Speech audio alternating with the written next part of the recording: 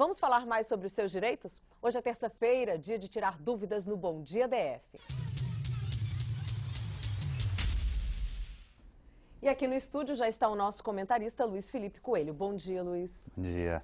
Vamos à pergunta do Alexandre Menezes. Ele é morador de Taguatinga. Ele diz o seguinte, que ele está comprando uma casa financiada pela Caixa Econômica e neste processo ele está usando apenas a própria renda, porque o problema é que a esposa dele está com o nome no SPC e ele quer saber se isso pode atrapalhar a concessão do financiamento. Bom dia, Camila. Bom dia a todos. Na verdade, não recomenda muito. Nós temos já de início uma negativação do SPC da esposa do interessado na aquisição de um imóvel. Mas, como ele próprio demonstra, essa renda a ser utilizada na compra desse imóvel será uma renda exclusiva dele. Não haverá uma composição de renda do casal. Então, em princípio, a Caixa Econômica Federal ou qualquer agente financeiro de que você venha a se utilizar, ele não fará uma outra exigência a não ser daquela pessoa que efetivamente contrate esse contrato de mútuo. Então, o mútuo é a entrega desse dinheiro para a aquisição de uma casa própria. Ele deverá ser formalizado unicamente nessa pessoa do comprador e não haverá composição de renda. Então não há exigência de duas comprovações de não negativação. Como ele próprio já está ok com o SPC, não há nenhuma outra negativação, eventualmente você poderá não ter problemas com a aquisição dessa moradia. Uma segunda pergunta do Franco Souza da Ceilândia. Ele conta que em novembro do ano passado sofreu um acidente de trabalho, no qual perdeu 2 dedos da mão esquerda. Foi feita uma perícia e se confirmou que o acidente foi provocado por um problema na trava de segurança da máquina.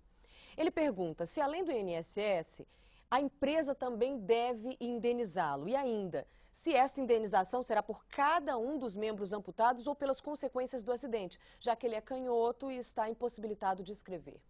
Camila, ele tem direito sim à indenização por danos morais e danos materiais. A Constituição Federal garante essa indenização quando houver dolo ou culpa do empregador. E essa indenização, ela se cumula à indenização paga pelo Instituto Nacional de Previdência Social, pelo INSS. Então você poderá ter sim esse seguro do INSS e ao mesmo tempo pleitear em ação de acidente de trabalho contra o seu empregador uma ação de reparação de danos por conta deste acidente. Então aí nós teremos contemplados uma indenização, primeiro, por danos materiais, que vão envolver o quê? A perda da capacidade laborativa. Tudo que envolver aquela diminuição do potencial laboral do trabalhador será remunerado, será devolvido, será recomposto em função deste dano material que será apurado em juízo. E, ao mesmo tempo, quando você fizer esse pedido na ação judicial, você terá também um pedido de danos morais, que é aquele dano eventualmente havido, e no caso provavelmente houve, em função daquela potencial ofensa à própria personalidade. Então, quando ocorrer essa ofensa a atributos importantes da personalidade, o juiz vai indenizar este dano moral. Eventualmente também ele vai considerar qual é a dimensão desse dano estético e vai fazer uma valoração. Essa valoração, tanto do dano moral quanto do dano material, será feito por um perito em juízo e aí você terá direito à percepção de todos esses valores ali encontrados. Agora o caso do Antônio, ele é morador de Lusiânia. Ele diz que o filho recém-nascido do irmão foi diagnosticado com um sério problema de saúde, necessitando de internação na UTI. E a mãe trouxe o bebê para Brasília e o internou em um hospital particular.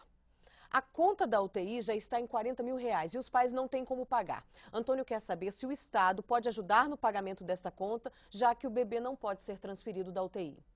Bom, Camila, eu acho que o procedimento inicial dele não se mostrou o mais adequado. Acho que ele primeiro deveria ter procurado o Ministério Público. O Ministério Público tem uma conduta de determinar a internação em hospitais particulares quando não houver espaço no hospital público, em UTIs. Então, se ele tivesse ido ao MP, ao Ministério Público, ele conseguiria certamente uma autorização judicial para internar o filho ou o filho do irmão num hospital particular. Ele não fez isso. Não, foi direto no hospital particular.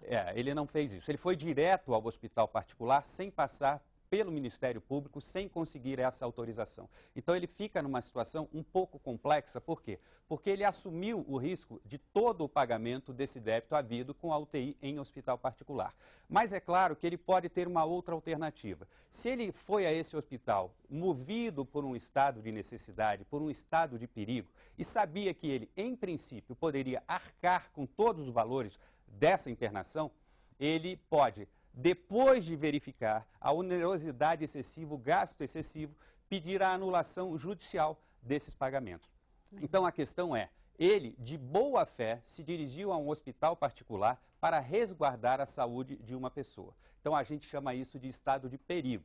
Em função desse estado de perigo e demonstrada a boa fé, ele pode requerer em ação judicial a anulação desses pagamentos. E aí, o hospital público é que deverá tentar se ressarcir da rede pública de saúde.